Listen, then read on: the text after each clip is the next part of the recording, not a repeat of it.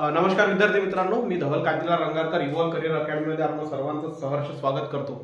मित्रो, लक्षात घ्या, काय आहे ना, सध्या पोलीस भरतीची जय्यत तयारी सुरू आहे ना, आणि त्याच अनुषंगाने आपण काय केलेलं आहे, एक जी बॅच सुरू आहे आपली आहे ना पोलीस भरती स्पेशलची, ज्याच्यामध्ये मी काय करून राहिलो तुम्हाला टॉपिक वाईज आहे ना, टॉपिक वाईज जे काही चॅप्टर आहे तुमचे ते मराठीचे टॉपिक वाईज घेत आहोत, राईट. त्याच्या अगोदरचा जो भाग पाहिला होता आपण तो काय होता, व्याख्या पाहिल्या होत्या आणि त्याचा भाग 1 झालेला आहे ऑलरेडी मी. आणि लक्षात घ्या, दुसरं हे जे काही व्याख्या आहेत ह्या व्याख्या पोलीस भरतीला विचारलेल्या आहेत है ना. तुमचे जे काही PYQ आहे त्या PYQचं जेव्हा अनालिसिस केलं त्याच्यानंतरच मी तुम्हाला इथे काय करून राहिलो, व्याख्या घेऊन राहिलो. त्याच्यामुळे तेवढं लक्षात ठेवायचं की या काय झालेल्या बाबा, याच्यापैकी है ना एक किंवा 2 या म्हणजे कोणती ना कोणती व्याख्या, एवढ्या व्याख्येतून कोणती ना कोणती तुमचे पेपर होईपर्यंत ते होणार आहे. मग तो तुम्ही नागपूरचा पेपर द्या, जळगावचा द्या, कुठचा अमरावतीचा द्या, आणखी कुठला मुंबईचा, ठाणे वगैरे काय जिथला पेपर द्यायचा तिथला द्या, पण तुम्हाला हे करून जाणं काय अपेक्षित आहे. हे जर असेल तर समजायचं की तुमचा मार्क्स कुठेच जाणार नाही. पण या गोष्टी जर नसेल तर बाबा काय ना, थोडंसं काय होईल, तुमचा मार्क्स जाऊ शकते आणि मार्क्स गेला तर रिझल्ट जाऊ शकते. क्लिअर आहे ना. आणि अगोदरचे लेक्चर मध्ये मी क्लिअर केलं होतं तुम्हाला की आतापासूनच हिशोब लावत बसू नका, इथे मला एवढे घ्यायचे तिथे मला तेवढे घ्यायचे म्हणून. समजून राहिलं का रे? आता बस आतापासूनच मग कॅल्क्युलेशन करत बसाल, मला गोड्यामध्ये एवढे घ्यायचे, मला 100 मीटर मध्ये एवढे घ्यायचे, 1600 मध्ये एवढे घ्यायचे नाही. सध्या तर प्रयत्न हाच करा, मेहनत अशीच करा की तुम्हाला आउट ऑफ आउट जाईल, राईट. आणि त्याच्या व्यतिरिक्त मग ते पुढे पाहू आपण, ज्या वेळेस आता तुमचं काय आहे ते तो हिशोब जो असतो ना तो शेवटीच करायचा असतो. आतापासून हिशोबाच्या मागे लागायचं नाही. समजून राहिलं का? एवढं समजून राहिलं? क्लिअर आहे. चला आज काय पाहू, आज मग आपण पोलीस भरती स्पेशलचा जो काही आहे नेक्स्ट जे काही लेक्चर आहे त्याच्यामध्ये व्याख्याचा भाग 2 पाहू. भाग 1 मी तुम्हाला ऑलरेडी काय केलंय, प्रोव्हाइड केलेलं आहे. क्लिअर आहे. तर लक्षात घ्या, आणि इम्पॉर्टंट आहे, विचारलेले आहे. पहिली व्याख्या आहे स्वर. पहिली व्याख्या काय आहे? स्वर. मला वाटतं मी वर्णमालेत घेतलेलं आहे तुमचं स्वर, व्यंजन हे सगळे झालेले आहेत. ह्या सगळ्याच व्याख्या झालेल्या इथे दिलेल्या जे आहेत ना, हे सगळ्याचे सगळं काय झालेलं आहे आपलं. त्याच्यामुळे मग चला, कोण सांगते स्वर? यस, काय असते स्वर? मुखातील जिभेचा आहे ना, मुखामध्ये असणारे जे काही अवयव आहेत त्यांना स्पर्श न होता जो उच्चार होतो है ना, त्या उच्चाराला आपण काय म्हणतो? स्वर म्हणतो. लक्षात घ्यायचं, जिभेचा इतर अवयवांना स्पर्श न होता. ऑब्विसली कोणते अवयव? जे मुखात असतील, कारण जीभ कुठे आहे? मुखात आहे. तर मुखातली जीभ तर तुमच्या पायाला काही स्पर्श होणार नाही, राईट. तर सांगायचं तात्पर्य एवढं की जे मुख आहे त्या मुखामध्ये जीभ आहे, त्या जिभेचा इतर अवयवाशी स्पर्श न होता, राईट, जेव्हा तुम्ही उच्चार करता तो उच्चार म्हणजे काय असते? तुमचा स्वर असते. तो वर्ण म्हणजे काय असते? तुमचा स्वर असते. लक्षात घ्यायचं है ना. स्वरांचा उच्चार करताना मोस्ट इम्पॉर्टंट कोणता पॉइंट लक्षात ठेवायचा? त्याच्यामध्ये हवेचा मार्ग अडवला जात नाही, मोकळा असतो. हवेचा मार्ग अडवला जातो का? नाही. क्लिअर आहे. दुसरी गोष्ट, व्यंजनांना अक्षरत्व प्राप्त करून देण्यासाठी कोणाचा यूज होतो?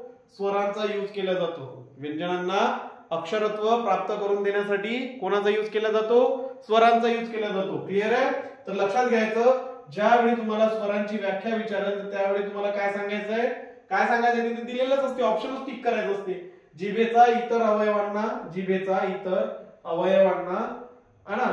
स्पर्श न करता, जिभेचा इतर अवयवांना स्पर्श न करता है ना. तसेच, आता इथे कॉमा दिला त्याला तसेच म्हणू, तसेच हवेचा मार्ग न अडवता उच्चार केला जातो, त्याला आपण काय म्हणतो रे? स्वर असे म्हणतो. त्याला आपण काय म्हणतो? स्वर असे म्हणतो, है ना. आता इथे व्याख्याच पाहून राहिलो आपण आणि टॉपिक वाईज पाहता, मी आता डिटेल घेत नाही. तर लक्षात ठेवायचं, जे काही स्वर आहेत, किती स्वर आहेत, काय आहे, याचं रिलेटेड जे काही लेक्चर आहे ना, लक्षात घ्या, बेसिक टू ऍडव्हान्स लेवल पर्यंत गेलेलं आहे. राज्यसेवेचे पूर्व ते काय करू शकतात, राईट. तर त्या राज्यसेवेच्या लेवल पर्यंत मी गेलेलो आहे.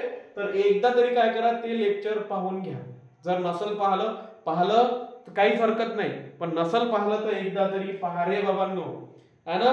नुसतं क्वेश्चन आन्सरच्या भरोशावर राहायचं नाही. नुसतं PYQ सोबतच कॉन्सेप्टही क्लिअर असणं काय आहे? आवश्यक आहे. तर लक्षात घ्या, मग स्वर जर विचारलं काय सांगाल? जिभेचा इतर अवयवांना स्पर्श न करता, तसेच हवेचा मार्ग न अडवता जो उच्चार होतो किंवा जो उच्चार केला जातो किंवा जो वर्ण उच्चारला जातो त्याला आपण काय म्हणतो, स्वर असे म्हणतो. क्लिअर आहे का?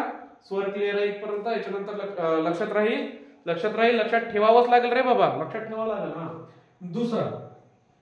दुसरं काय याच्यात उलट व्यंजने. दुसरं काय आहे, व्यंजने. मग स्वरांच्याच अपोजिट काय होतं, व्यंजन होते. स्वरांच्याच अपोजिट काय होते, व्यंजन होतं. इथं काय होत होता, अवयवांना स्पर्श होऊ देत नव्हतो आपण, बरोबर आहे. इथं जिभेचा स्पर्श होऊ देत नव्हतो. इथे काय होता, ज्यावेळेस तुम्ही वर्णाचा उच्चार करत होते त्यावेळेस इथे काय होतं, अवयवांना स्पर्श होत होता. मग काय म्हणून तुम्ही सोपं मध्ये जिभेचा इतर अवयवांना स्पर्श होऊन हवेचा मार्ग अडवला जातो. ना व्यंजनांमध्ये काय होतो, जिभेचा इतर अवयवांना स्पर्श होऊन हवेचा मार्ग काय होतो, अडवला जातो. त्याला आपण काय म्हणतो, व्यंजने म्हणतो. इथे हवेचा मार्ग अडवला जातो का स्वरांमध्ये? नाही, व्यंजनामध्ये हवेचा मार्ग अडवला जातो. मग मी काय म्हणेल, व्याख्या जर सांगायची असेल मला तर मी काय सांगेल, व्यंजने म्हणजे काय है ना. तर लक्षात घ्या, तोंडातील जी काही जीभ आहे तिचा इतर अवयवांशी है ना, एखाद्या वर्णाचा उच्चार करत असताना किंवा वर्ण उच्चारत असताना तोंडातील मुखातील जीभ आहे ते मुखातील इतर अवयवाशी स्पर्श होऊन तो वर्ण जर उच्चारला जात असेल तर तो वर्ण काय असतो, व्यंजन असतो. दुसरी गोष्ट इथे काय होते, हवेचा मार्ग अडवला जात असतो. हवेचा मार्ग इथे अडवलेला असतो. स्वरांमध्ये हवेचा मार्ग अडवला जात नाही. 2 पॉइंट्स आहेत, लक्षात ठेवायचे. क्लिअर आहे का? दोन्ही आहे, दोन्ही व्याख्या ज्या आहेत त्या दोन्ही व्याख्या क्लिअर आहे इथपर्यंत सगळ्यांना मागे झालंय ना सर? हा झालेलंच आहे हे आहे ना. पण आता बाबा घ्यावं तर लागणारच आहे ना, घ्यावं लागणार आहे. मी सांगतो ना, जे सिरीज मी इथं घेतो एवढंच करून जा. पोलीस भरतीवाल्यांनी खास स्पेशली जर माझं लेक्चर डिटेल्स मध्ये पाहणारी आहेत ते त्यांना मी माझं एवढंच सांगणं आहे की बाबा रे, जेवढे तुम्ही घेताय ना टॉपिक वाईज तेवढाच सिलेबस करून जायचं. त्याच्या पलीकडे जर आलं तर मला सांगायचं है ना. मी अमरावतीतच आहे, तुम्ही इथेच आहे ना. तर आणि कमेंट बॉक्स आहे, ऑनलाईन आहोत आपण. क्लिअर आहे? तर लक्षात घ्यायचं, हे क्लिअर आहे. दोन्ही डेफिनेशन, दोन्ही व्याख्या ठीक आहे. नंतर काय असते रे बाबा, नंतर आहे आपल्याकडे वाक्य म्हणजे काय. नंतर काय असते, वाक्य म्हणजे काय हे सांगितलेलं आहे मी बेसिक लेक्चर मध्ये सांगितलेलं आहे. वाक्य म्हणजे काय, तर वाक्य म्हणजे काय आहे. मग चला, कोण सांगते, आठवते काय जुनं पुराणं? यस, जुनं पुराणं काय आठवते का है ना. वाक्य म्हणजे काय, वाक्य म्हणजे यस, हा शब्दांचा लिहिलेलंच आहे सर इथे. तर लिहिलंय काय आठवायचं आहे ना. अरे पण तुम्हाला तर आठवत असेल ना, मी जरी इथे लिहिलंय तरी है ना. काय असते मग, शब्दांचा अर्थपूर्ण शब्दांचा समूह. वाक्य म्हणजे काय असते, अर्थपूर्ण शब्दांचा समूह. अर्थपूर्ण शब्दांचा समूह म्हणजे शब्द ज्याला काय आहे, काही ना काही काय आहे, अर्थ आहे ना. शब्द ज्याला काय आहे, अर्थ आहे. मग अर्थपूर्ण शब्दांचा समूह म्हणजे काय असते रे, वाक्य असते. किंवा लिहायचं, लक्षात ठेवायचं, पूर्ण विचार व्यक्त करणारा शब्दांचा समूह. पूर्ण विचार किंवा अर्थपूर्ण शब्दांचा समूह काय, दोन्ही सारखेच आहे. दोन्ही काय आहे, सारखेच आहे. तर काय लक्षात ठेवाल तुम्ही, वाक्य जर विचारलं वाक्य म्हणजे काय, तर अर्थपूर्ण शब्दांचा समूह म्हणजे काय असते रे, वाक्य असते. तसंच जर किंवा विचारलं, तर हे न विचारता तुम्हाला दुसरी व्याख्या दिली तर काय राहील, पूर्ण विचार व्यक्त करणारा शब्दांचा समूह म्हणजे काय असते, वाक्य असते. समजून राहिलं का? समजून राहिलं? क्लिअर होतंय सगळं? क्लिअर होतंय का? मोस्ट इम्पॉर्टंट आहे रे बाबा, लक्ष द्या, लक्ष द्या. आता जर लक्ष द्याल तर पोलीस भरती तुमच्यावर लक्ष देईल, नाहीतर मग इथं जर तुम्ही लक्ष नाही दिलं तर तिथं पेपर तुमच्यावर लक्ष देणार नाही है ना. त्याच्यामुळे लक्षात घ्यायचं, वाक्य विचारलं, वाक्य काय असते, अर्थपूर्ण शब्दांचा समूह. अर्थपूर्ण शब्दांचा समूह, राईट. पूर्ण विचार व्यक्त करणारा शब्दांचा समूह है ना. पूर्ण विचार मी सांगितलंय तुम्हाला, या वाक्य शिकवलेले कसं तयार होते, अक्षर कुठून येते, अक्षरांपासून शब्द तयार होतात, शब्दांपासून वाक्य तयार होते. सांगितलं ना मी, पूर्ण सिक्वेन्स दिलेली होती काय, राईट. वर्ण काय असते, वर्णापासून अक्षर, अक्षरापासून है ना. या सगळ्या गोष्टी आपण काय केलेल्या आहे, घेतलेल्या आहे. क्लिअर आहे तिसरी व्याख्या. चला, पहिले काय होतं, स्वर होतं. स्वर क्लिअर आहे सगळ्यांना. व्यंजन क्लिअर आहे, ओके. नेक्स्ट काय आपल्याकडे, वाक्य. नेक्स्ट काय आहे, वाक्य आहे. आणि ते वाक्य काय असते, अर्थपूर्ण शब्दांचा समूह किंवा पूर्ण विचार व्यक्त करणारा शब्दांचा समूह. शेवटी लक्षात ठेवायचं की काय असते, शब्दांचा समूह. शब्दांचा समूह ज्याला काय असतो, अर्थ असतो. आपल्या भाषेत काय सांगितलं होतं मी, शब्दांचा समूह ज्याला काय असतो काहीतरी अर्थ प्राप्त झालेला असतो त्याला आपण काय म्हणतो वाक्य म्हणतो. क्लिअर आहे? वाक्य म्हणतो. ठीक आहे ठीक आहे. चला नेक्स्ट काय आहे शब्द. चला अर्थपूर्ण शब्दांचा समूहाला आपण काय म्हटलं होतं वाक्य म्हटलं होतं. मग आता शब्द कशाला म्हणाल रे बाबा शब्द कशाला म्हणाल है ना. तर लक्षात घ्यायचं शब्द जर विचारलं आपण जे शिकलेलो आहे ते फक्त समजून घेण्यासाठी शिकलेलो आहे राईट. पण त्याचं जर शास्त्रशुद्ध पद्धतीने जर वर्णन केलं तर काय होईल विशिष्ट क्रमाने आलेल्या अक्षरांना काही अर्थ प्राप्त झालेला असतो त्याला काय म्हणतो आपण शब्द म्हणतो. त्याला आपण काय म्हणतो शब्द म्हणतो. आपण काय शिकलो होतो अर्थपूर्ण अक्षरांचा समूह म्हणजे अक्षरांचा असा समूह ज्याला काय असते रे बाबा अर्थ प्राप्त झालेला असतो त्याला आपण काय म्हणतो शब्द म्हणतो. इथं व्याख्या कशी राहील विशिष्ट क्रमाने आलेल्या अक्षरांना काही अर्थ प्राप्त झालेला असतो त्याला आपण काय म्हणतो शब्द म्हणतो. त्याला आपण काय म्हणतो शब्द म्हणतो. क्लिअर आहे का. शेवटी बोलायचं ते तसंच आहे. अर्थपूर्ण अक्षरांचा समूह काय किंवा विशिष्ट क्रमाने आलेला अक्षरांचा काही अर्थ प्राप्त झालेला समूह काय. क्लिअर आहे ना. जसं एक्झाम्पल जर पाहिलं तर मग आता शब्द हा र ग म माहिती आहे अक्षर आहे बरोबर आहे. पण या अक्षराला अर्थ आहे का रगमला काही अर्थ आहे का नाही. तेच याला एका विशिष्ट ठराविक पद्धतीने मी मांडतो जसं म ग आणि र. म ग र याला एका विशिष्ट पद्धतीने जेव्हा मी मांडतो तेव्हा माझ्याजवळ काय ते मगर हा शब्द येतो. आणि मगर हे काय आहे रे बाबा नाव आहे. मगर हे काय आहे नाव आहे. किंवा मी इथे करतो ग र म गरम सुद्धा काय आहे गरम सुद्धा काय आहे शब्द आहे. म्हणजेच हे एका विशिष्ट जुळणीने जुळलेले आहे आणि विशिष्ट पद्धतीने ते काय झालेले एकत्र आलेले आहेत ज्याच्यातून काय होत आहे काहीतरी अर्थ प्राप्त होत आहे. लक्षात ठेवायचं वाक्य म्हटलं तर अर्थपूर्ण शब्दांचा समूह. वाक्य जर म्हटलं तर अर्थपूर्ण शब्दांचा समूह आणि शब्द जर म्हटलं तर अर्थपूर्ण अक्षरांचा समूह. शब्द जर म्हटलं तर अर्थपूर्ण अक्षरांचा समूह. क्लिअर आहे का. क्लिअर होऊन राहिलं सगळ्यांना क्लिअर होत आहे ना. लेक्चर पाहत असता का चालू आहे पहा है ना. लेक्चर काय करा पहा. लेक्चर पहा तर फायदा आहे की नाही. मी अगोदर सांगितलं होतं इथे की आपण काय बसलेलं आहे टाइमपास करायला बसलेलो नाहीये. जे तुमच्या रिलेटेड आहे ज्याचा तुम्हाला फायदा होईल बेनिफिट होईल त्याच गोष्टी आपण आपल्या याच्यावरती घेऊ है ना. मोजके ऑडियन्स आहे मोजके लोक पाहणारे आहेत है ना. त्याच्यामुळे काय जास्तही पाहणारे असतील तरी आपण तोच कंटेंट देऊ आणि कमी पाहणारे 2, 3, 10 पाहणारे असतील पण प्रेमाने आणि माणुसकीने पाहणारे असतील तर आपण त्याला तोच कंटेंट देऊ. कंटेंट मध्ये कमी करणार नाही. क्लिअर आहे. आणि एक्झाम ओरिएंटेड कंटेंट देऊ. लक्षात घ्या ज्यावेळेस आपली ही सिरीज संपेल आणि ज्यावेळेस ही सिरीज काय होईल संपेल आणि मी याच्यावरती काय करेल मिक्स टेस्ट घेऊन येईल तुमच्यासाठी. मिक्स प्रश्नसंच सुरू करेल त्यावेळेस तुम्हीच पाहाल तुम्ही कुठल्या लेवलला पोहोचलेले असाल है ना. तर 25 पैकी 25 घ्यायला तुम्हाला कोणीच थांबवू शकणार नाही. क्लिअर होतंय का. क्लिअर होतंय. चला नेक्स्ट पाहू. 5th नंबरला आहे अक्षर. चला अक्षर. आता इथे काय होतं शब्द अर्थपूर्ण अक्षरांचा समूह राईट. वाक्य काय होतं अर्थपूर्ण शब्दांचा समूह आणि अक्षर काय असते रे बाबा अक्षर. चला अक्षर काय असते. अक्षर सांगितलं होतं ना अक्षर अ म्हणजे नाही क्षर म्हणजे नाश न पावणारे.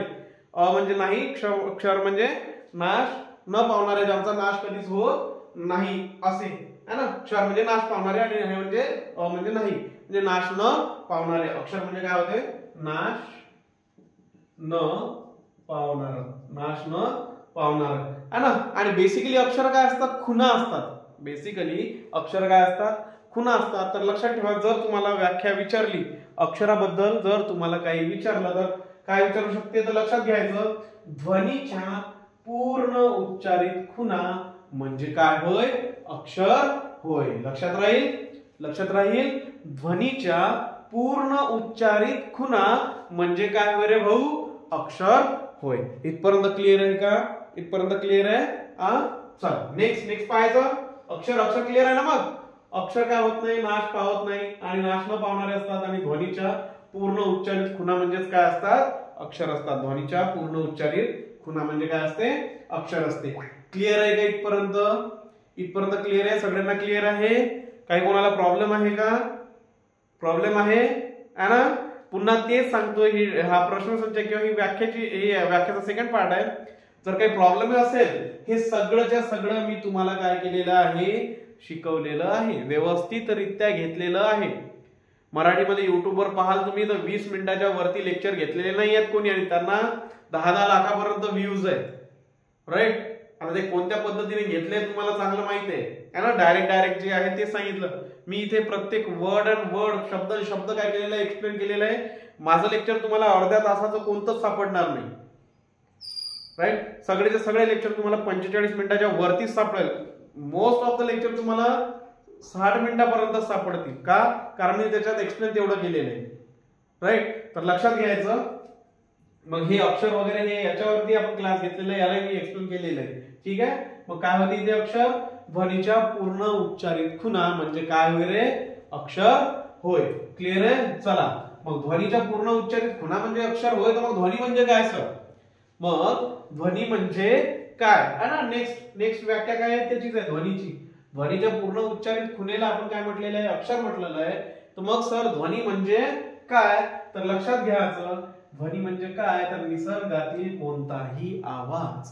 निसर्गातील कोणताही आवाज म्हणजे काय होय रे? ध्वनी होय. राईट? ध्वनी कोणाला म्हणाल? ध्वनी कशाला म्हणाल? निसर्गातील कोणताही आवाज, कोणताही है ना. चिवचिवाट, नंतर पाण्याचा खळखळाट असतो, पानाची फडफड असते है ना. हे सगळे जे आवाज आहेत है ना, प्राण्यांचे आवाज आहेत है ना, हे सगळेचे सगळे काय आहेत रे बाबा? जे निसर्गात असतात. निसर्गातील कोणताही आवाज म्हणजे काय होय? ध्वनी होय. लक्षात ठेवाल, कन्फ्युजन होते. लक्षात ठेवायचं, कन्फ्युजन होते अक्षर आणि ध्वनीच्या याच्यामध्ये. ध्वनीच्या पूर्ण उच्चारातील खुणा, इथे एक लक्षात ठेवायचं, अक्षर म्हणजे काय? खुणा. अक्षर म्हणजे खुणा, हे लक्षात ठेवायचं. आणि कशा त्या राहतील? पूर्ण उच्चारित राहतील. आणि दुसरं, ध्वनी जर विचारलं तर काय सांगाल? निसर्गातील कोणताही आवाज. निसर्गातील कोणताही आवाज म्हणजे काय असते रे? ध्वनी असते. म्हणजे काय असते? ध्वनी असते. क्लिअर होत आहे का सगळ्यांना? क्लिअर होत आहे? काही कोणाला प्रॉब्लेम होऊन राहिला का? की असं कोणी आहे नाही समजत, असं न समजणार असं कोणी आहे का? है ना. त्याला न समजणार असेलही कोणी तर त्यालाही विनंती आहे ना, हात जोडून है ना. कशी? हात जोडून. मग सर हात नाही जोडत तुम्ही? नाही, मी हात जोडत नाही, कोणापुढेच नाही जोडत है ना. तुम्ही तर विद्यार्थी आहे, तुमच्या पुढे काय जोडणार आहे हात? राईट? तर काय तुम्हाला विनंती आहे, काय करायचं रे बाबा? या लेक्चरला गो थ्रू व्हायचं आणि लेक्चर पुन्हा रिपीट करायचं ऑफलाईन वाल्यांनी सुद्धा है ना. जर काही प्रॉब्लेम असेल तर जुने लेक्चर पहा. नेक्स्ट आहे आपल्याकडे वर्ण.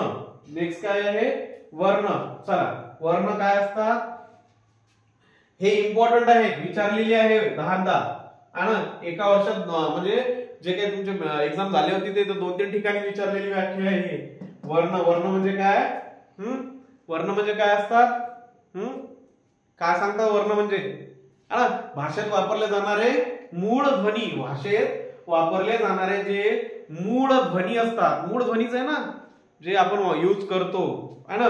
स्वर असा, व्यंजने असं, पण शेवटी काय आहेत ते मूळ ध्वनीच आहेत ना. राईट? ध्वनीच्याच खुणा असतात. वर्ण काय असतात? भाषेत वापरले जाणारे मूळ ध्वनी. भाषेत वापरले जाणारे मूळ ध्वनी म्हणजे काय असते रे? वर्ण असते. म्हणजे काय असते? वर्ण असते. क्लिअर होत आहे का? समजून राहिलं? चला, नेक्स्ट याच्यावर या. संयुक्त शब्द. आता संयुक्त या नावातच आहे. संयुक्त काय आहे? नावातच आहे. संयुक्त शब्द. संयुक्त शब्द काय आहे? चला, काय असते संयुक्त शब्द? संयुक्त शब्दात जे दोन शब्दांवरून एक शब्द बनलेला असतो. संयुक्त शब्द बेसिकली काय असते? एक शॉर्ट मध्ये सांगतो तुम्हाला. संयुक्त शब्द दोन शब्दांवरून एक शब्द बनलेला असतो. राईट? आणि दोनही शब्दांचा जो अर्थ असतो तो काय असतो रे भाऊ? सेम असतो, सारखा असतो. दोन शब्द मिळून एक शब्द बनला, बरोबर आहे? दोन शब्द मिळून एक शब्द बनलेला आहे. आणि दोनही जे दोन शब्दांमध्ये एक शब्द बनलाय त्यातले जे दोनही शब्द आहेत त्या दोघांचाही अर्थ काय आहे? सारखाच आहे. दोघांचाही अर्थ काय असतो? सारखाच असतो. मग आपल्या रेफरन्स बुक किंवा पुस्तकी लँग्वेज मध्ये आपण त्याला काय म्हणू? असे शब्द ज्यामध्ये दोघांचाही अर्थ सारखाच असतो. असे शब्द ज्यामध्ये दोघांचाही अर्थ कसा असतो, सारखाच असतो आणि त्यातून वगळण्यासारखं काहीच राहत नाही, त्यातून आपण काहीच वेगळं करू शकत नाही, है ना. मग असे शब्द आहेत का? कोणते शब्द आहेत असे? कोणते शब्द आहेत, है ना? काम धंदा आहे, काम धंदा, काम धंदा. क्लिअर आहे? ठीक आहे ना, क्लिअर आहे. समजून घ्या. संयुक्त शब्द काय असते? दोन शब्द मिळून बनलेला शब्द आहे आणि दोनही शब्द कसे आहेत? सारख्याच अर्थाचे आहेत. दोन्ही शब्द कसे आहेत? सारख्याच अर्थाचे आहेत. काम धंदा. नंतर एक शब्द आहे आणखी कागदपत्र, कागदपत्रे, कागदपत्रे. कागदपत्रे म्हणजे काय? डॉक्युमेंट. कागदपत्रे म्हणजे काय? डॉक्युमेंट. कागदही म्हटलं तरी काय, पत्रही म्हटलं तरी सारखंच आहे. काम धंदा, कामही म्हटलं तरी कामच आहे, धंदाही म्हटलं तरी धंदा कामच आहे, राईट. आणि याच्यामधलं काही वेगळं करण्यासारखं आहे का? काही वेगळं करण्यासारखं आहे का? नाही. म्हणून काय म्हणतात, जेव्हा संयुक्त शब्द असतो तर ते काय असतात? असे शब्द ज्यामध्ये दोघांचाही अर्थ सारखाच असतो. दोन शब्द मिळून एक शब्द बनलेला असतो. हे तर इथंच क्लिअर झालं संयुक्त मध्ये, राईट. मग याच्यात काय असते की दोन शब्दांचा जेव्हा दोघांचाही अर्थ काय असतो? सारखाच असतो आणि त्यातून वगळण्यासारखं काहीच राहत नाही. त्याच्यातून काही वेगळं करू शकतो का? या शब्दातून काही वेगळं करू शकतो का आपण? नाही. धंदा म्हणजे कामच आणि काम म्हणजे धंदा. कागदपत्र, कागदपत्र म्हणजे कागदपत्रच. क्लिअर आहे? शेवटी काय, कागद आणि पत्र हे दोन शब्द आहेत ना, ह्याची फोड जर केली तर हा काम वेगळा आहे आणि प्लस काय आहे, हा धंदा आहे, राईट. आणि हे कागद वेगळं आहे, प्लस काय आहे, पत्रे आहे. आणि दोघांना वेगळं करू शकतो का? नाही करू शकत. दोन शब्दांमधून हा संयुक्त शब्द बनलेला आहे आणि दोघांचाही काय आहे, अर्थ सारखाच आहे. क्लिअर आहे का? क्लिअर आहे इथपर्यंत? क्लिअर आहे का? चल, ठीक आहे. चल, नेक्स्ट काय आहे बाबा? नेक्स्ट आहे आपल्याकडे सामासिक शब्द. सामासिक शब्द जर विचारला, समास वगैरे जेव्हा शिकतो आपण त्यावेळेस आपण ते पाहत असतो, राईट. तर काय सामासिक शब्द? सामासिक शब्द म्हणजे काय? काय सांगाल मग? व्याख्या विचारते. पुन्हा एकदा रिपीट करतो, व्याख्या विचारते, है ना. 10 वेळा विचारू नको. सर हे विचारते काय? विचारते. याच्या अगोदर पेपर दिले नाहीत का? नाही, पहिला अटेम्प्ट राहील. ठीक आहे, लक्षात ठेव, है ना. काय असते सामासिक शब्द? लक्षात घ्या. परस्पर संबंध दाखवणारे, परस्पर संबंध दाखवणारे, है ना. परस्पर संबंध दाखवणारे दोन शब्द असतात, त्यांच्यात एकमेकांमध्ये काय असते? संबंध असते, राईट. तसेच मधले पद काढून टाकून दोन स्वतंत्र अर्थ असणारे शब्द एकत्र लिहिले जातात, है ना. त्यांचं काय असते बाबा? मधलं पद काय केलं जाते? काढून टाकले जाते. मधलं पद काय होते? काढून टाकले जाते आणि नंतर दोन स्वतंत्र शब्द असतात, ते वेगवेगळे शब्द असतात. दोन स्वतंत्र शब्द, वेगवेगळे शब्द असतात, ते काय केल्या जाते रे बाबा? एकत्र लिहिल्या जाते, एकत्र लिहिल्या जाते. मधलं पद गाळून मध्यम पद लोपी, ऐकलंय का? मध्यम पद लोपी, है ना. तर मध्यम पद गाळून ते काय केल्या जातात? दोन सामासिक शब्द काय केले जातात? एकत्र लिहिल्या जाते, है ना. एकत्र लिहिल्या जाते. क्लिअर आहे? म्हणजे याचा अर्थ लक्षात घ्या, सामासिक शब्दाची जेव्हा तुम्हाला व्याख्या विचारली जाईल तेव्हा काय करतात? सामासिक शब्द काय करत असतात? परस्पर संबंध सांगत असतात, परस्पर संबंध सांगत असतात. तसेच मधले शब्द काढून टाकून दोन स्वतंत्र अर्थ असणारे शब्द, दोन स्वतंत्र अर्थ असणारे शब्द एकत्र लिहिले जातात. क्लिअर आहे का इथपर्यंत? क्लिअर आहे? समजून राहिलं? समजून राहिलं, है ना. सर व्याख्या नाही समजली, लक्षात घ्या. कांदे पोहे, कांदे पोहे हा एक सामासिक शब्द आहे, एवढं तर माहिती आहे. सामासिक शब्द आहे कांदे पोहे, राईट. मग याचं काय हे असतो? याचं विश्लेषण करतो म्हटलं तर काय होईल? कांदे घालून, कांदे घालून बनवलेले किंवा केलेले पोहे, कांदे घालून बनवलेले पोहे किंवा केलेले पोहे, तो शब्द काय झाला? कांदे पोहे. मग आता याच्यातून कोणते शब्द काढलेले बाबा आपण? हा घालून केलेले, गाळलेले आहे, बरोबर आहे. आणि दोन्ही वेगळे आहेत का? पोहे शब्द वेगळा आहे, हा कांदे शब्द वेगळा आहे. मग काय म्हटलं गेलेलं आहे की दोन वेगवेगळे शब्द काय केलेले आहे? मधले पद गाळून, मधले शब्द काढून काय केलेले आहे? एकत्र लिहिल्या गेलेले आहे. दोन स्वतंत्र वेगवेगळे शब्द होते, ते कसे होते? दोन स्वतंत्र वेगवेगळे शब्द काढून टाकून काय केलेले, काय केले? त्यांना जोडलेले आहे. म्हणजे लक्षात घ्या, सामासिक शब्द जर म्हटलं तर एवढंच लक्षात ठेवायचं, परस्पर संबंध दाखवणारे असतील, परस्पर म्हणजे दोघांचा एकमेकांमध्ये काय आहे संबंध आहे, राईट. आणि मधले पद काढून टाकले गेलेले असते. मध्यम पद लोपी लक्षात ठेवायचं. मधले पद काढून टाकून दोन स्वतंत्र अर्थ असणारे शब्द एकत्र काय करतात लिहिल्या जातात. लक्षात ठेवायचं हे उदाहरण कांदे पोहे, कांदे घालून केलेले पोहे. दुसरं राजवाडा, राजवाडा. याच्यात काय असं राजाचा वाडा, राजा घालून केलेला वाडा आहे का? नाही. काय तर राजवाडा राजाचा वाडा, राजाचा वाडा असा करतो ना आपण, राईट. बटाटा वडा, बटाटा वडा है ना, बटाटा वडा असते ना. मग बटाटा वडा म्हटलं तर काय होईल? दोन शब्द वेगवेगळे आहे. बटाटा हा वडा, बटाटा वडा दोन शब्द वेगवेगळे आहे. बटाटा वेगळा आहे, वडा वेगळा आहे. मग बटाटे घालून केलेला वडा म्हणजे काय तुमचा बटाटा, बटाटा वडा. क्लिअर आहे इथपर्यंत? क्लिअर आहे सामासिक शब्द.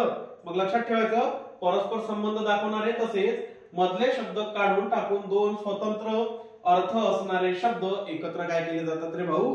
लिहिले जातात. क्लिअर आहे? चलो नेक्स्ट आते हैं. नेक्स्ट असतात प्रकृती. नेक्स्ट काय असतात? प्रकृती, विकृती, राईट. तर लक्षात ठेवायचं है ना. हे जे 15 आहेत ना, पासून 9 पासून तर 15 पर्यंत जेवढे इथे घेतलेले मोस्ट इम्पॉर्टंट आहे, कन्फ्युज करणारे आहेत.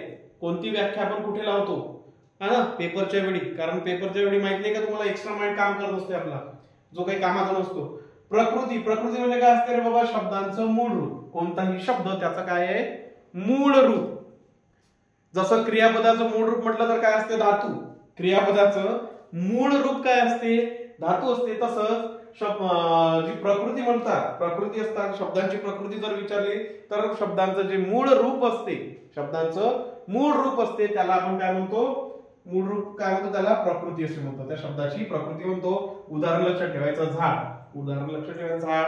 बरेच कोणताही शब्द, कोणताही शब्द ज्याची काय केलेली नसते? विकृती केलेली नसते, ज्याच्यात बदल केलेला नसतो. कोणताही असा शब्द ज्याची विकृती केलेली नसते किंवा त्याच्यामध्ये कोणताही प्रकारचा बदल केलेला नसते ते काय असते? प्रकृती असते. मग प्रकृतीची व्याख्या जर विचारली तर काय लक्षात ठेवा? शब्दाचा मूळ रूप, शब्दाचे मूळ रूप. लक्षात कसं ठेवायचं? क्रियापदाचं मूळ रूप धातू असते, क्रियापदाचं मूळ रूप धातू, तर प्रकृती शब्दाचं मूळ रूप असते. क्रियापदाचं मूळ रूप आहे तर त्या शब्दाचंही काहीतरी मूळ रूप असेल ना, बरोबर. चला विकृती, प्रकृतीच्या अपोजिट काय असते? विकृती, शब्दाचे बदललेले रूप, शब्दाचे बदललेले रूप. त्याला विभक्ती प्रत्यय वगैरे लावून आपण जे काही रूप बदलवतो शब्दांचं त्याला म्हणतो आपण काय? त्याला म्हणतो विकृती. म्हणजे शब्दांचे बदललेले रूप काय असते? विकृती. झाड हे काय आहे? प्रकृती आहे. प्रकृती आहे ना झाड, हा मूळ रूप आहे. त्याचं काय विकृत केलं बाबा? झाडाखाली, झाडाखाली, राईट. झाडाचं काय केलं आपण? झाडाखाली. म्हणजेच काय आहे? विकृती आहे, बदललेलं रूप. प्रकृती म्हणजे मूळ रूप लक्षात ठेवायचं आणि विकृती म्हणजे बदललेले रूप. वर्णरूप काय असते? वर्णरूप काय असते तर लक्षात घ्या, शब्दाचे प्रथम लक्षात येणारे रूप. शब्द पाहिल्या पाहिल्याच आपल्या डोक्यात काय येतं?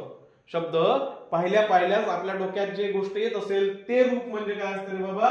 वर्णरूप असते. शब्दांचे प्रथम लक्षात येणारे रूप, शब्दांचे प्रथम लक्षात येणारे रूप काय असते? वर्णरूप असते.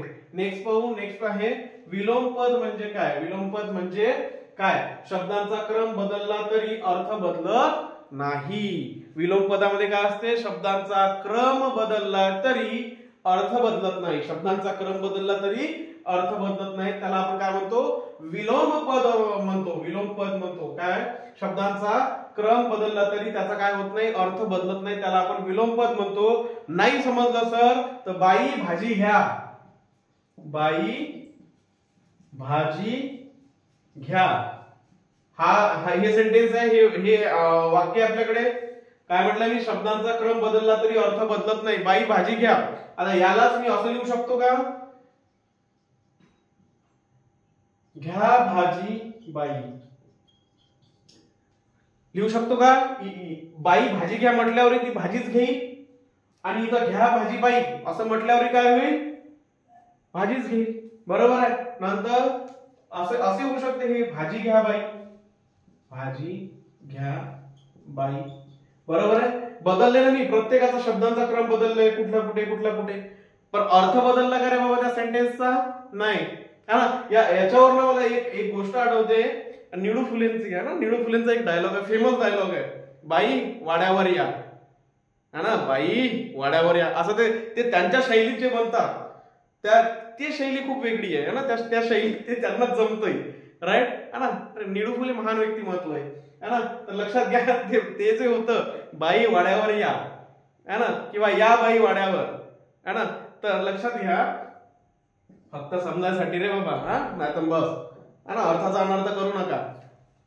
क्लिअर आहे. चला मग लक्षात राहील का. विलोमपद म्हणजे काय, तर शब्दांचा क्रम जरी बदलला तरी अर्थ बदलत नाही है ना. एक एक्झाम्पल घ्यायचं, बाई भाजी घ्या, घ्या भाजी बाई, आणि निळू फुलेंचा तो एक डायलॉग लक्षात ठेवायचा. नाही काही लक्षात राहिलं तर काय, बाई वाड्यावर या है ना, किंवा या बाई वाड्यावर है ना. लक्षात राहील का. लक्षात राहील. ठीक आहे. चला नेक्स्ट आहे आपलं कोशशास्त्र. कोशशास्त्र म्हणजे काय होते, शब्दांच्या अर्थाचा अभ्यास करणारे शास्त्र.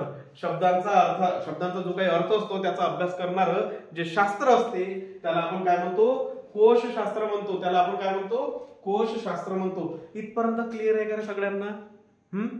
सगळ्यांना क्लिअर आहे. काही कोणाला प्रॉब्लेम आहे का इथपर्यंत. नाही ना, नसायला पाहिजे रे बाबा. एवढं सांगितल्यानंतर मी तुम्हाला पुन्हा एकदा रिपीट करतो. 9 पासनं तर या 15 पर्यंत ज्या काही व्याख्या दिलेल्या आहेत त्या तुम्हाला करूनच जावं लागेल. इथे कन्फ्युज होते माणूस, नंतर इथे वर्णरूपामध्ये कन्फ्युज होते, प्रकृतीमध्ये कन्फ्युज होते, विकृतीमध्ये कन्फ्युज होते. बरं ठीक आहे, प्रकृती आणि विकृती तरी लक्षात राहील, शब्दाचं मूळ रूप आणि शब्दाचं बदललेलं रूप. पण या इथे वर्णरूपामध्ये काय होते, शब्दाचं प्रथम लक्षात येणारं रूप, इथे कन्फ्युज होते. नंतर विलोमपद म्हणजे लक्षात ठेवायचं, शब्दांचा क्रम बदलला तरी त्याचा काय होत नाही, अर्थ बदलत नाही. कोशशास्त्र शब्दांच्या अर्थांचा अभ्यास करणारे शास्त्र म्हणजे काय असते, कोशशास्त्र असते. आणि लक्षात ठेवा. नंतर काय नेक्स्ट, रूप विमर्श शास्त्र. रूप विमर्श शास्त्र. रूप विमर्श कोशशास्त्रामध्ये शब्दांच्या अर्थांचा अभ्यास केला जातो. शब्दांच्या अर्थांचा अभ्यास केला जातो. रूप विमर्श शास्त्रामध्ये शब्दांचं जे काही बदलणारं रूप असते, शब्दांचं जे बदलणारं रूप असते त्यांचा अभ्यास केला जातो. म्हणजेच आपण म्हणू शकत नाही का की विकृती जी असते शब्दांची त्याचा अभ्यास केला जातो. बरोबर आहे. रूप विमर्श शास्त्र म्हणजे काय, शब्दांच्या बदलणाऱ्या रूपाचा अभ्यास करणारे शास्त्र. शब्दांचे बदलणारे रूप कशात बदलते रे बाबा, विकृतीमध्ये शब्दांचे बदलते. ठीक आहे, क्लिअर आहे इथपर्यंत. ठीक आहे. नेक्स्ट पहा. नेक्स्ट काय आहे, पदबंध. पदबंध म्हणजे काय असते लक्षात घ्या. काय म्हणते, हा पूर्ण वाक्य नसणारा परंतु काही अर्थ असणारा शब्दांचा समूह. पूर्ण वाक्य नसणारा, ते वाक्य पूर्ण असते का, नाही, त्याला पूर्ण वाक्य नसणारा परंतु काही अर्थ असणारा. ते वाक्य जरी नसेल पण त्याला काय आहे रे भाऊ, काही ना काहीतरी काय आहे, अर्थ आहे. वाक्य जरी नसेल ते पण त्याला काय आहे, त्या शब्द समूहांना काय आहे, काही ना काही अर्थ आहे. याला आपण काय म्हणतो, पदबंध म्हणतो. याला आपण काय म्हणतो, पदबंध. चला पदबंधाचे प्रकार किती आहे सांगा. पदबंध किती प्रकारचे असतात. यस, झालं नाही सर, आम्हाला घेतलेलं नाही, राईट है ना. चांगला आन्सर आहे बाबा. याच्या पहिले कुठं शिकलं नाहीये का. लक्षात घ्या. पदबंध किती प्रकारचे असतात, 4 याचे असतात. 4 प्रकारचे असतात. पहिला आहे नाम पदबंध. नाम पदबंध. दुसरा असते विशेषण पदबंध. क्लिअर आहे. तिसरं काय असते रे बाबा, क्रियापद. आणि फोर्थ काय आहे, इथे लिहितो, फोर्थ इकडे लिहितो, क्रियाविशेषण पदबंध. क्लिअर आहे का. पदबंध म्हटलं तर काय म्हणते, पूर्ण वाक्य नसणारा परंतु काही अर्थ असणारा शब्दांचा समूह म्हणजे काय असते, पदबंध असते. त्याचे किती प्रकार पडतात, 4 प्रकार पडतात. किती प्रकार पडतात, 4 प्रकार पडतात. पहिला प्रकार आहे नाम पदबंध, दुसरा आहे विशेषण पदबंध, तिसरा आहे क्रियापद पदबंध आणि फोर्थ काय आहे, फोर्थ आहे क्रिया विशेषण पदबंध. फोर्थ काय आहे, क्रिया विशेषण पदबंध. क्लिअर आहे. एक्झाम्पल थ्रू पाहण्याचा प्रयत्न करू. सुट्टीत मौज करण्यासाठी आलेले पाहुणे खोलीची मधली जागा अडवून खेळत बसले होते. सुट्टीत मौज करण्यासाठी आलेले जे काही पाहुणे होते ते खोलीची मधली जागा अडवून बसलेले होते. क्लिअर आहे. याच्या अगोदर कुठेतरी पाहिलेले एक्झाम्पल आहे ना. ते समजून सांगण्यासाठी आपण काही नवीन तर शोधून काढणार नाहीये ना. आपल्याला पटकन काय असतं, आपलं मोटिव्ह काय असते, आपलं सांगणं काय असते, फक्त आपल्याला समजून सांगायचं असते, बरोबर आहे. मग त्याच्यासाठी मी आता माझा नवीन वेगळा शोध लावू का? नाही. चला ठीक आहे. तर लक्षात घ्या, सुट्टीत मौज करण्यासाठी आलेले पाहुणे खोलीची मधली जागा अडवून खेळत बसले होते. तर याचा क्लिअर आहे. चला हे पहा. मग इथे काय आहे बाबा, पाहुणे आहे, बरोबर आहे.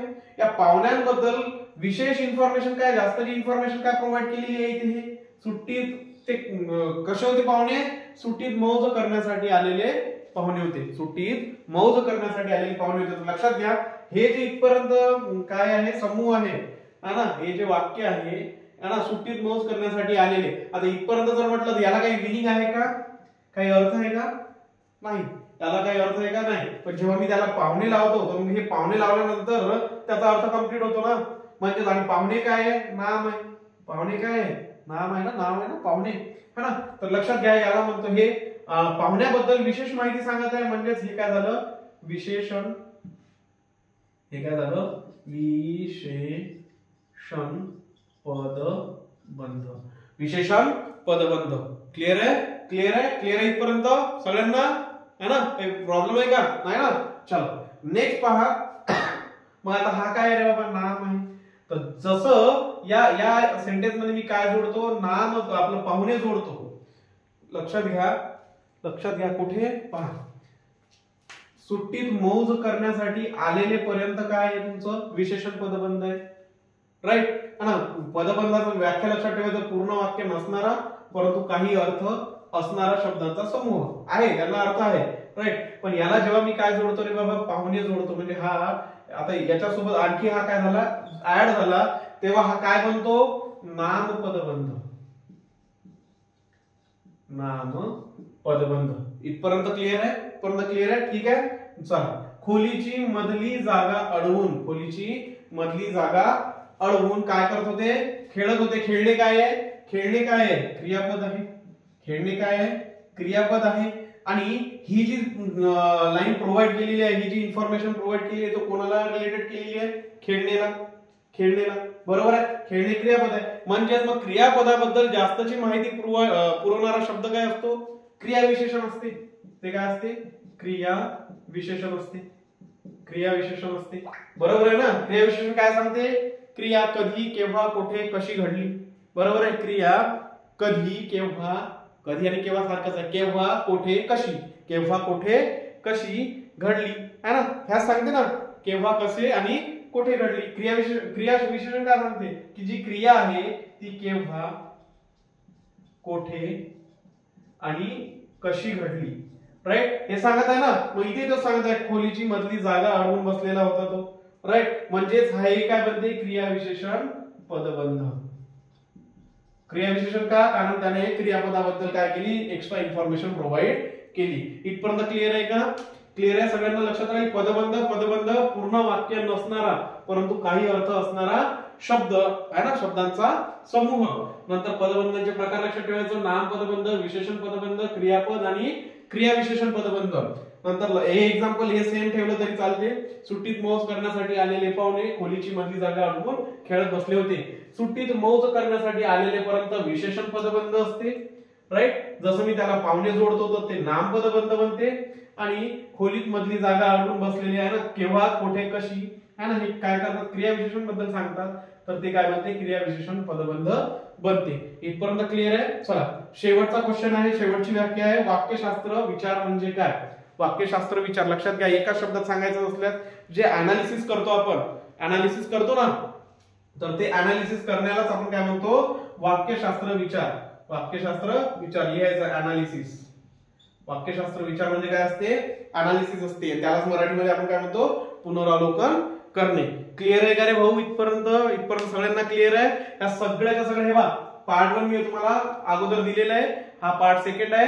आणि आज काय झालेलं आहे, तुमच्या जेवढ्याही काही व्याख्या आहेत एक्झाम मध्ये विचारलेल्या, जेव्हा तुम्ही काय कराल, अनालिसिस कराल स्वतःवरून तुम्ही करत नाहीत म्हणून आम्हाला घ्यावं लागते. मग ऍटलीस्ट आम्ही जेव्हा घेतो तेव्हा ते ऍटलीस्ट काय करा, पहा, तुमच्याच फायद्याचं आहे, है ना. शेअर तर तुम्ही करत नाही, है ना, शेअर करत नाही, लाईक करत नाही, कमेंट करत नाही, पण ऍटलीस्ट काय करा, पहा तरी ते तुमच्या फायद्याचं आहे, मार्क्स कुठे जाणार नाही, याच्यामध्ये तुमचे मार्क्स आहेत. हे जेव्हा भाग 1 आणि भाग 2 तुम्ही व्यवस्थितरित्या पाहाल आणि याच्या व्यतिरिक्त जर कोणती व्याख्या विचारली मला तर मला येऊन तुम्ही बोला किंवा म्हणा. कॉन्टॅक्ट नंबर माझा राहतोच तिथे. क्लिअर आहे इथपर्यंत, है ना? तर ठीक आहे. इथे काय झालं, तुमचं जे काही व्याख्याचं चॅप्टर होतं ते व्याख्या कम्प्लीट पूर्ण मराठीच्या व्याख्या झाल्या, क्लिअर झालेल्या आहेत. तेवढं तुम्ही काय करा, व्यवस्थित करा. शेवटी एकच सांगायचं आहे, काय करा, जर व्हिडिओ आवडत असतील तर लाईक करा, शेअर करा, कमेंट करा आणि काय करा रे बाबा, सबस्क्राईब करायला विसरू नका. तुमच्यासाठी मेहनत करतोय, है ना? त्या मेहनतीचं चीज होऊ द्या, आम्हालाही बरं वाटत, है ना? पुन्हा एकदा करतो, काय सांगतो तुम्हाला की काय करा, सबस्क्राईब करा. थँक्यू.